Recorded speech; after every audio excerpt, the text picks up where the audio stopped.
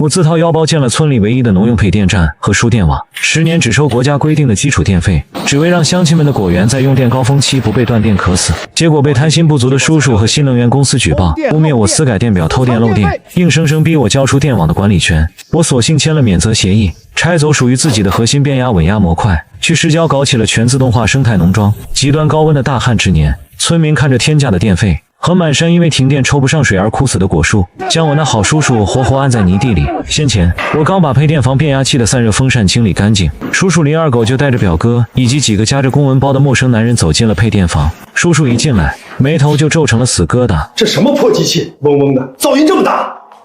林凡，你这变压器都多少年了，电压低的要命，连个大功率水泵都带不动。你是不是故意卡着大家伙的电？咱们村在电网最末端，当年连根电线都没通，这台变压器能把电压稳住送上山就不容易了。10年了，我只收大家电局划定的基础电费，1分钱差价没赚。忍忍吧，马上就退闸送电了。拉倒吧你！你说只收基础电费，凭什么我家果园上个月交了200多块的电费？你敢说你在电表里没做手脚，没偷偷接线把电卖给隔壁村？你家那片果园在最山顶，线存本来就大，再加上你天天开着大水泵抽水，耗电本来就高。账本全在墙上挂着，电表也是透明的，你自己不会看？我看不懂你那些假账，我只知道你黑了乡亲们的钱。大家听我说，这是城里绿源新能源公司的王经理，人家说了，只要把这破配电屋交给他们公司统一管理，立马给大家免费升级成智能微电网。周围干农活的大爷大娘们听见动静，全围了过来。王经理清了清嗓子：各位乡亲，现在的农业讲究智能用电，你们这老掉牙的线路早该淘汰了，交给我们全部免费换新。大家在家里拿手机就能控制果园的开关，再也不会出现电压不稳的情况。免费升级呀，那感情好。是啊，林凡，这变压器确实太老了，耗电大不说，有时候还跳闸。二狗在外面见过世面，肯定是为了咱们全村好，总不能坑咱们。是呀，我看着那些熟悉的脸，那些我半夜冒着台风暴雨去爬电线杆抢修线路，帮他们保住果园大棚的乡亲们，看着他们从观望变成了期待，甚至看向我的眼神里带上了一丝防备和嫌弃。我握着绝缘扳手的手一点点凉了下去。第二天清晨，我还没起床，村里的大喇叭就响了。今天有个咱们全村人的头等大事儿，现在所有人马上到大队部开会。今天的主题只有一个：罢免林凡，迎接智能电网。我赶到大队部的时候，院子里已经挤满了人。叔叔站在台阶上，手里拿着一叠打印好的材料。乡亲们，电是咱们村果园的命脉，不能让林凡一个人把持着电闸吸咱们的血。村长也背着手走了过来。大家的意思你也看到了，现在推行农业电磁化这事儿，你得顾全大局。而且你叔叔说了，你不交出配电房的钥匙，绿源公司就不敢进驻，怕你从中作梗。看着台阶上唾沫横飞的叔叔林二狗，以及旁边装出一脸为难，其实早就被买通的村长，我心里没有愤怒，反而升起了一股彻底的轻松。10年了，我为了当年老村长临终前的一句嘱托，把大好青春耗在这个穷山沟里，用自己在大学里学到的电气自动化专业知识，硬生生在没有任何基础设施的荒山上拉起了一张网。我贴了钱，贴了时间，换来的却是这群人的背刺。我拨开挡在面前的几个村民，径直走到台阶上，人群瞬间安静下来，所有人都盯着我，生怕我撒泼打滚，死赖着不走。我看着叔叔林二狗那张写满贪婪的脸，平静地从工作服的口袋里掏出一份早就打印好的协议。这是免责声明，既然全村人都觉得我林凡贪了钱，那从今天起，村里的配电站我彻底不管了。签了字，钥匙拿走。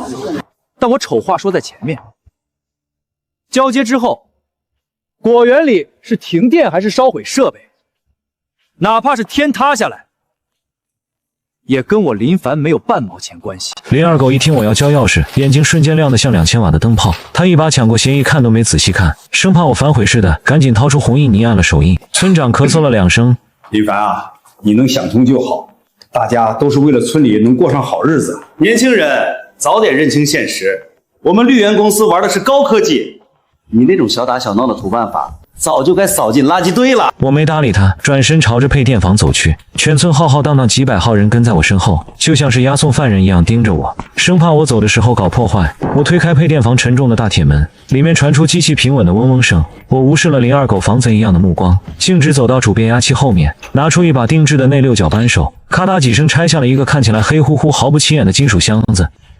林凡，你干什么？你想偷村里的公共财产吗？快把他拦住02狗，你瞪大你的眼睛看清楚，这是我自己申请了国家专利的核心稳压模块，没我掏8万块钱研发的这个东西，就凭这台破变压器想把电送上山顶，做梦！王经理被我当众一噎，脸色变了变。我还以为是什么宝贝，这种破铜烂铁我们公司多的是。哼，明天我们就运来最新的智能控制台，让你见识见识什么叫真正的现代化。我看着王经理那副自负的嘴脸，又看了一眼周围那些交头接耳、面露期待的村民，摇了摇头，什么都没再说，抱着我的稳压模块大步离开了这个我守护了10年的地方。当天下午，我就雇了一辆货车，拉着我所有的行李离开了村子。我没有回城里，而是去了市郊一片荒废了很久的盐碱地。那片地因为土壤问题加上供电极其不稳定，之前承包的老板亏得底裤都不剩，连夜跑路了。我用身上仅存的积蓄以极其低廉的价格把这片地承包了50年来。别人看这片地是死局，但在我这个顶级电气工程师眼里，这简直是块风水宝地。这里的地势平坦的下水资源极其丰富，唯一的缺点就是市电拉不过来，电压常年处于低谷，抽水机根本带不动。但我手里有我研发的专利稳压模块。1个月后，市郊荒地卖农机设备的李胖子抹着满头大汗：“您这玩笑开大了，这3台水泵同时坏，我就是神仙也修不好啊！您总得给我点时间吧？这可是盐碱地，这片的电压常年只有160伏，别说带动这些大功率抽水机，您就是插个电风扇，它都只能慢慢动作转。您买这么多设备，全得成废铁。”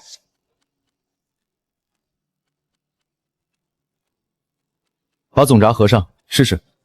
您这是不到黄河心不死啊！李胖子叹了口气，走到配电柜前。这要是烧了电机，我可不负责退换啊！紧接着，配电柜里那个被我重新组装过的黑乎乎的稳压模块发出一声低沉有力的嗡鸣，原本软绵绵的电线瞬间绷直，3台重型水泵发出一阵狂暴的轰鸣，紧接着手腕粗的水柱如同白龙出海般从地下喷涌而出，直接浇灌在已经改良过的试验田里。我操！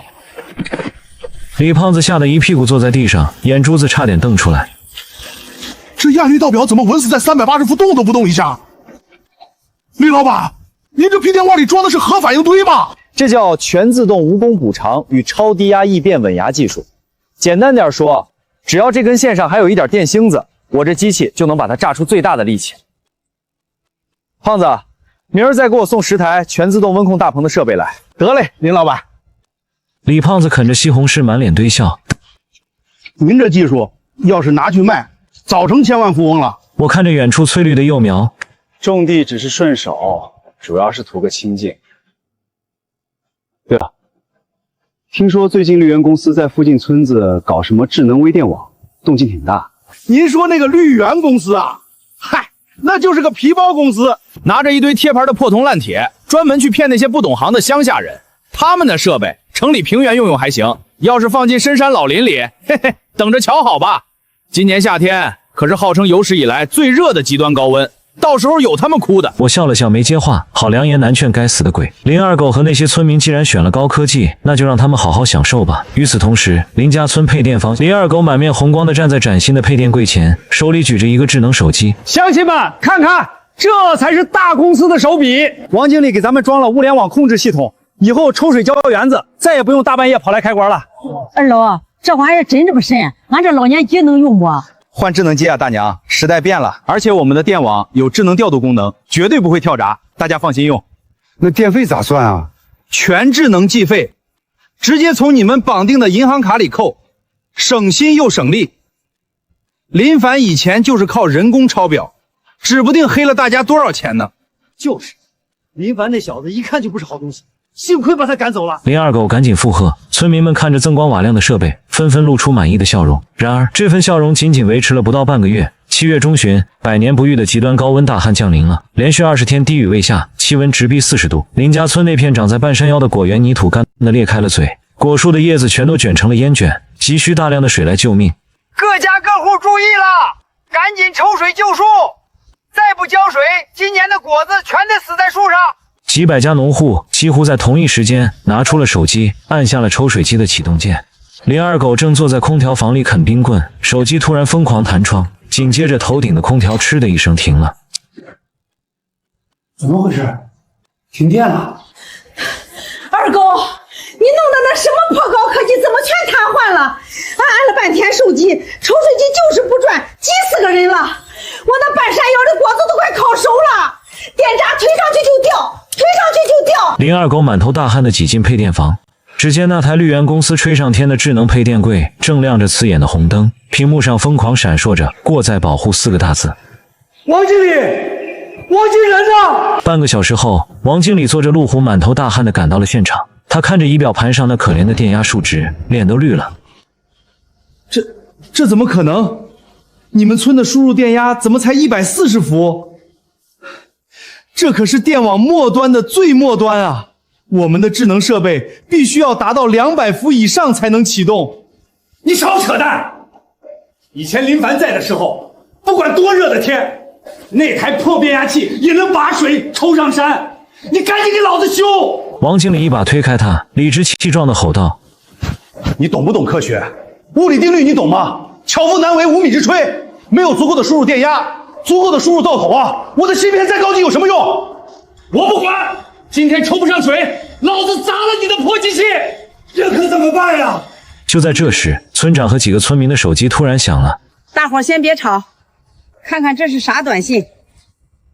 尊敬的用户您好，您本月果园智能电网使用费已出账，共计2850元，扣款已成功。全村人瞬间炸开了锅。什么？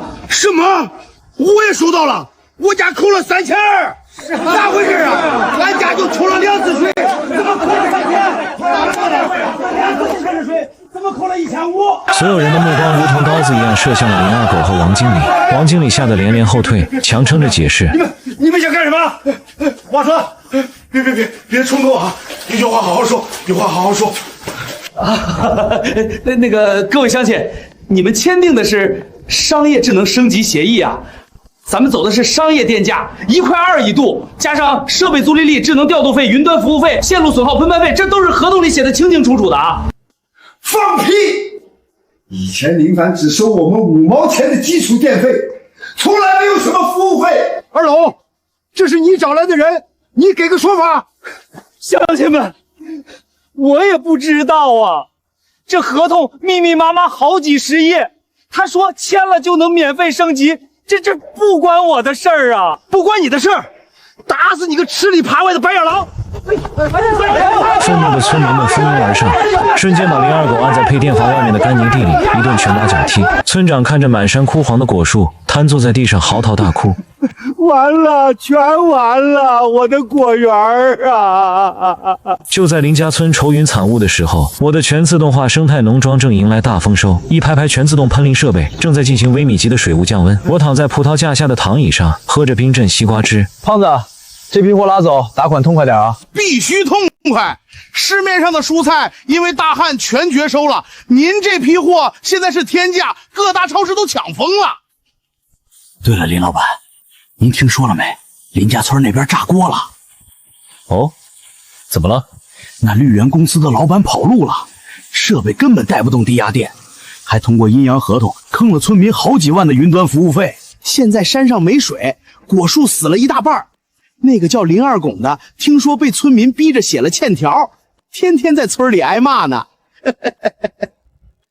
我听完只是淡淡一笑，咎由自取，不值得同情。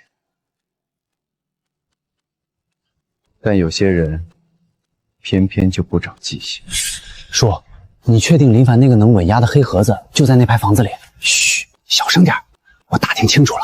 林凡这破盐碱地能搞得这么好，全靠他那个核心稳压模块。只要咱们把那东西偷回去，装在村里的避凉线上，果园就有救了。林二狗带着他那游手好闲的表哥，手里拿着老虎钳，悄悄翻过了农庄的矮墙。这林凡防范意识也太差了，连条狗都不养。两人刚往前走了没几步，突然农庄上空亮起了一阵刺眼的红色探照灯。警告！检测到未授权人员闯入农场核心区域，系统已锁定。林二狗吓得一哆嗦。啥玩意儿？叔，快跑！有监控！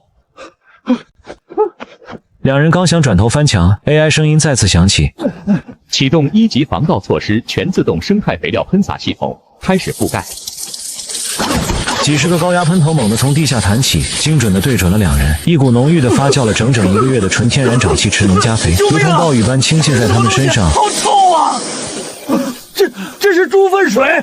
林凡，你个王八蛋！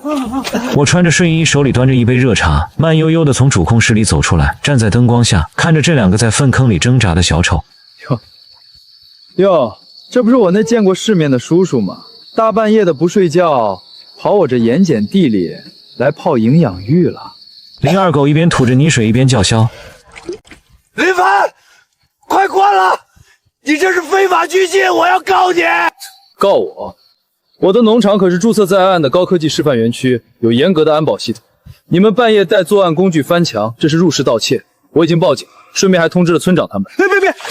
小凡，好歹咱们是一家人，你不能见死不救啊！半小时后，警车和村长的3轮车同时赶到了。当全村人看到满身是粪、被手铐铐住的林二狗时，眼里全都是恨铁不成钢的怒火。警察同志，赶紧把他抓走！这王八蛋坑了全村的钱，现在还来偷东西！警察做完笔录，把人押上车后，村长带着几十个村民代表，黑压压地站在我的农庄大门口。村长看着我身后灯火通明、流水潺潺的现代农庄，老脸上写满了羞愧和懊悔。叔知道错了，大伙儿都瞎了眼呐！那绿源公司就是个骗局，他们卷钱跑了，现在果树全要渴死了。你那稳年器能不能借给村里用用？就几天，算叔求你了。是啊，林凡，咱们好歹是一个村的，你不能眼睁睁看着咱们饿死啊！后面的村民也纷纷哀求，我收起笑容，目光锐利地扫过这群人。借给你们，然后呢？10年了，我倒贴钱，倒贴技术，为了保证你的用电，我大年30还在冰天雪地里抢修线路。结果呢？你们因为200块的电费，联合外人把我赶走。现在出事了，又想让我回去当免费的劳动力？天下有这样的好事吗？小凡，咱们补钱，我们愿意按商业电费交给你。这不是钱的问题，这是规矩的问题。我看着彻底绝望的村民们，知道火候已经差不多了。打狗要看主人，但治这群短视的乡亲，就必须得从根子上拔除他们的贪念。想让我救树，可以，但我有3个条件。众人一听有戏，眼睛猛地亮了。你说，300个条件我们都答应。第一，村里跟绿源公司的那个阴阳合同，你们自己去法院起诉，我认识好律师可以介绍给你们。但以后村里的用电安全和维修必须白纸黑字签正规合同。我注册了电气服务公司，以后亲兄弟明算账，按市场标准收费。谁敢再污蔑我偷电，直接法庭见。村长连连点头。我伸出第2根手指。第二，林二狗在这个村里作威作福太久了，他在村委的职务必须撤掉。从今往后，村里的公共事务他不许插手。他已经被抓了，出来，我亲自罢免他。第三，也是最重要的一点，你们那满山的果树品种太老，品质太差。我可以帮你们恢复供电，还可以把我的全自动温控滴灌技术授权给你们，但作为交换，村里所有的果园必须加入我的生态农庄合作社，按照我的标准种植，由我统一收购包销。此话一出，村民们面面相觑。这是让我们给你打工啊？不愿意，门在那边，好走不送。我转身就要回屋。愿意，100个愿意。你个蠢货，林凡这是带咱们发财呢。你看看人家生态农场，你看看人家这种的菜，比咱们那种了几10年的酸果子强100倍。看着村民们争先恐后的在合作意向书上按下手印，我紧绷的神经终于彻底放松下来。第2天清晨，天刚蒙蒙亮，我带着4、5个穿着统一制服的电气技术员，开着2辆满载设备的工程车，浩浩荡荡的开进了林家村。车刚停在半山腰的配电房门口，一个尖锐的声音就劈头盖脸的砸了过来。哟，这不是咱们村的大仙人林凡吗？怎么着？在外面混不下去，又跑回来扒着咱们村吸血了。说话的是林二狗的铁杆狗腿子，村里的无赖李二赖子。我还没开口，村长带着几十个扛着锄头的村民从山路上冲了下来，村长上去就是一脚，直接踹在李二赖子的屁股上。你是不是想让咱们全村的果树都渴死？村长，你踢俺干啥呀？二狗哥说了，这配电房可是智能的，不能让林凡瞎捣鼓。智能个屁！你二狗哥现在还在看守所里反省呢，赶紧滚蛋！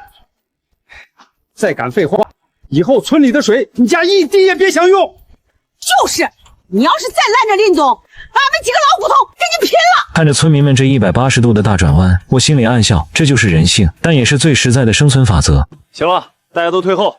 我穿上绝缘服，戴上手套，示意技术员把那台被绿源公司丢弃的所谓智能微电网机柜直接推到一边，然后从小推车里搬出我那台经过2次升级的全自动蜈蚣补偿与超低压逆变稳压模块，只用了不到10分钟，几个螺丝拧紧，线缆接驳完毕。紧接着，半山腰上几十个原本像死鱼一样趴在水井里的重型潜水泵，同时发出了震耳欲聋的轰鸣，嗡嗡嗡，哗啦啦啦，清澈甘甜的地下水顺着干瘪的水管，如同白龙出海一般喷涌而出，瞬间浇灌在干裂的泥土上。出水了！俺家的水泵当转了，转的比以前还快，这水流太带劲了！全村人欢呼雀跃，有的老农甚至激动地跪在地上，捧起泥水洗了把脸。小凡呐，你真是咱们村的活菩萨。之前是俺们猪油蒙了心，听信了二狗那混蛋的话呀。我抽出手，拿出厚厚一叠施工图纸。大娘，感激的话以后再说。水是通了，但真正的改造才刚开始。既然大家签了合作社的协议，那就得按我的规矩来。接下来1周，我要把全村的明线全部改成地下港装电缆，每家每户的果园都要装上我带来的全自动温控滴灌探头。从今天起，咱们林家村不种那些2块钱一斤的酸果子了，我要带你们种特供级别的玉露蜜桃。小凡，那得花多少钱啊？咱们村现在可掏不出钱了。前期设备和苗木我全款垫付，没意见。林总指哪儿，俺们打哪儿。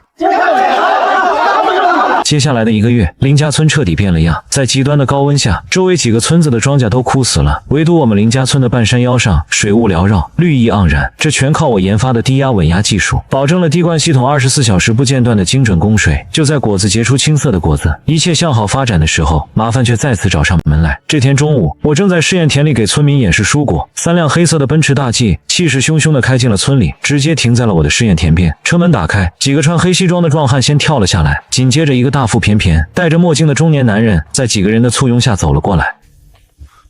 你就是林凡？村长紧张地凑到我身边，压低声音：“小凡，这是绿源公司的总老板钱总，听说背景很深，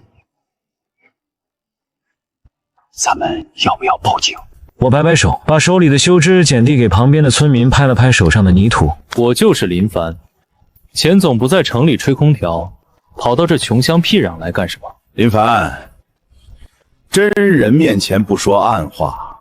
王经理那个蠢货在你们这儿栽了，那是他学艺不精。但我听说你手里有个能解决超低压供电的破黑盒子。他挥了挥手，旁边的年轻人立刻递上一份文件。钱总把文件往我面前一扔：“我看上你的技术了，这是100万的买断合同，签了字，钱立马到账。另外，你们产村欠我们绿源公司的那些什么违约金，我也可以一笔勾销。”周围的村民一听100万，全都倒吸了一口凉气。在他们眼里，这可是天文数字。我连看都没看那份文件，反而笑了起来。钱总，你这算盘打得我在市里都听见了。100万，买断我申请了3项国家发明专利的核心技术，你当我是3岁小孩吗？钱总脸色一沉：“年轻人，别给脸不要脸！你这土法炼钢弄出来的东西能有多少科技含量？我给你100万是抬举你。我要是让我的研发团队去拆解逆向研发，不出1个月就能仿造出来，到时候你1分钱都捞不着。”哦，是吗？我从兜里掏出手机，调出一个页面展示给他看。钱总，看来你来之前没做好功课呀。我的核心模块里不仅有硬件加密，软件底层逻辑还绑定了我个人的云端服务器，只要强行拆解或者强行逆向，里面的芯片就会自动熔断锁死。更何况，你们那个王经理之前在村里签的是欺诈性质的阴阳合同，我已经报案，并且移交了所有证据。你现在不是来买我的技术，你是怕我这项技术一旦大面积推广，你们绿源公司那些忽悠人的破铜烂铁就再也骗不到钱了吧？小子，你太猖狂了！你以为你在这小山沟里称王霸霸就没人治得了你了吗？我今天就把话放在这儿，只要我一句话，你这破果园以后连个收废品的都不会来。那我倒要看看钱总怎么让我的果园卖不出去。就在这时，村口突然传来一阵刺耳的警笛声，2辆警车和几辆市工商局的执法车停了下来，几名穿着制服的执法人员大步走来，为首的警察直接来到钱总面前。请问你是绿源新能源公司的法人代展表钱大强吗？是我，警察同志，有什么事吗？我们接到多起实名举报，并掌握了确凿证据，你们公司涉嫌利用虚假高科技设备进行大规模合同诈骗，同时涉嫌破坏农村基础电力设施。现在请你回去协助调查。胡说！谁举报的？这是诬陷！我慢慢走上前，晃了晃手里的一个 U 盘。不好意思，钱总，是我实名举报的。你们王经理逃跑的时候，把他那台智能主机的后台数据留在了配电房。我随便一破解，就发现你们在全省30多个贫困村都搞了这种阴阳合同，证据链非常完整，不用谢我。钱总死死盯着我，眼里的傲慢彻底变成了恐惧。他旁边那个带公文包的年轻人见势不妙，想转身开溜，被眼疾手快的村民一把按在泥地里带走。随着警察一声令下，刚才还不可一世的钱总被戴上手铐，像霜打的茄子一样被押上了警车。车队扬长而去，留下一脸痛快的村民们。小凡啊，你这脑子到底是怎么长的？连这种大老板都能被你收拾得服服帖帖。不是我聪明，是他们太贪婪。法律和技术就是保护咱们老实人的最好武器。大伙儿接着干活，秋天快到了，咱们真正的暗账还在后头呢。时光飞逝，转眼到了10月份的丰收季。以往这个时候，林家村的村民们都要为了几毛钱的收购价和果商们磨破嘴皮子，但今年情况完全不同了。通往林家村的盘山公路上排满了冷链物流车，全省最大的几家高端生鲜连锁超市的采购经理正坐在村委大院里，为了林家村的玉露蜜桃争得面红耳赤。林总，我们超市出60块1斤。包圆了你们村所有的特级果，我们出65，直接打全款。在全自动温控滴灌和科学种植的加持下，我们种出的蜜桃个大如碗，色泽鲜艳，一口咬下去汁水四溢，甜度远超市面上的所有品种。村民们站在大院外面听着里面的报价，一个个激动的浑身发抖。俺家那2亩地今年岂不是能卖上百万？李大娘掐了自己大腿一把，疼得直叫唤。娘嘞，俺活了大半辈子都没见过这么多钱。就在全村沉浸在狂欢中时，村口突然走来一个落魄的身影，正是因为偷窃未遂被提前释放的叔叔林二狗。他背着个破蛇皮袋，站在村口那块新立的国家级现代农业示范村牌坊下，看着一辆辆满载着蜜桃的冷链车呼啸而过，又看着那些以前穷得叮当响的村民们，如今一个个穿着崭新的衣服，手里攥着厚厚的分红存折，笑得合不拢嘴，整个人都呆住了。这是林家村？俺是不是走错地儿了？林二狗揉了揉眼睛，不敢置信的喃喃自语。李二赖子正搬着一筐刺果准备去榨汁，一抬头看见了林二狗，先是吓了一跳，随后立刻把头摇得像拨浪鼓。哟，这不是二狗哥吗？踩缝纫机踩得挺利索呀，提前出来了。林二狗一把拉住他。二赖子，你这混蛋以前不是跟我混的吗？村里咋变成这样了？大家怎么都开上新车了？俺家那几亩果园呢？是不是也长这大桃子了？去！以前那是俺瞎了眼跟着你，连4个菜都吃不上。现在咱们全村跟着林总干合作社，家家户户年底保底分红大几十万。林二狗一听大几十万，眼珠子都快瞪掉地上了。他扔下蛇皮袋，像疯狗一样冲进了村委大院。乡亲们排好队，今天按合作社股份发第一波预付款。李大娘，你的30万拿好存折。好嘞，谢谢小凡，谢谢村长。村长，小凡，我的呢？我也是林家村的人呢，山顶上还有我5亩地呢。这桃子按65块1斤算，你们得给我分100万。全场瞬间死一般的寂静，几百号人像看傻子一样看着他。我坐在一旁的藤椅上，端起保温杯喝了口茶，淡淡的笑了，说：“看守所里的窝头没吃饱吗？怎么一出来就开始做白日梦了？”林凡，你少给我阴阳怪气！我虽然进去了，但我地的产权还在。你们在我的地上种桃子卖大钱，必须分我一半。不，我要全拿！呸！林二狗，你还要不要你那张老脸了？睁开你的狗眼看清楚！你进去之后，绿源公司把你告了，要你赔违约金。你的地早就被法院强制执行拍卖了，是小凡掏了50万真金白银拍下来，无偿并入了村集体合作社。现在的地跟你半毛钱关系都没有。林二狗拿着判决书，手抖得像筛糠。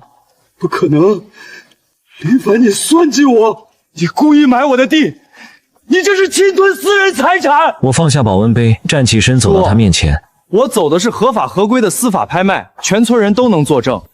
你现在站的地方是合作社的办公区，我数到3，你如果不走，我就按寻衅滋事再送你进去，包吃包住。林二狗双腿一软，直接瘫坐在地上。他看硬的不行，突然眼珠一转，换上了一副可怜巴巴的嘴脸，连滚带爬的抱住我的腿。小凡，我错了。看在咱们一家人的份上，你给我30万，不，10万，10万总行了吧？我连个住的地方都没有了啊！一家人，哼！当初你联合那个骗子王经理，逼小凡交出配电房，差点把全村果树渴死的时候，你想过一家人吗？林凡，你个六亲不认的白眼狼，你给我等着，老子不好过，你们谁也别想发财！林二狗的咒骂声在村口渐渐远去，村民们没把他的话当回事，继续欢天喜地地分钱。但我太了解我这个叔叔了，他那条毒蛇的性子绝对不会善罢甘休。果不其然，当天深夜，林二狗带着一个瘦猴似的男人，鬼鬼祟祟地摸向了半山腰的配电房。狗哥，你确定那里没有值钱玩意儿？我打听清楚了。林凡那个叫什么稳压模块的核心机器就在里面。之前那个开奔驰的钱总说了，这技术值100万，只要咱们偷出来卖给大老板，咱们一人50万，直接去省城买房。瘦猴从包里掏出一堆复杂的解码工具，瞧好吧，我在号子里可是号称电子锁克星，这种破农村的锁，我3秒钟就能破。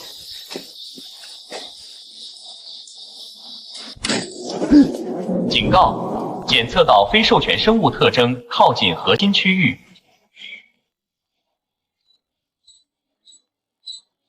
系统已锁定，开启3级防御模式。林二狗吓得一哆嗦，老虎钳都掉在了地上。什么鬼动静？这破配电房怎么还会说话？狗哥，这不对，这锁的底层代码是军工级加密的，我的设备直接被烧毁了。快跑！砰砰砰！配电房4个角的隐蔽草丛里突然弹射出4个圆柱形的发射装置，还没等两人反应过来，4张带着微弱静电的超高分子量聚乙烯大网劈头盖脸的照了下来，直接把林二狗和瘦猴像包粽子一样死死的网在了原地。紧接着头顶上传来一阵嗡鸣，2架大疆农用喷洒无人机呼啸而过，嗤，一阵黄绿色的水雾精准的喷洒在两人身上。这又是啥？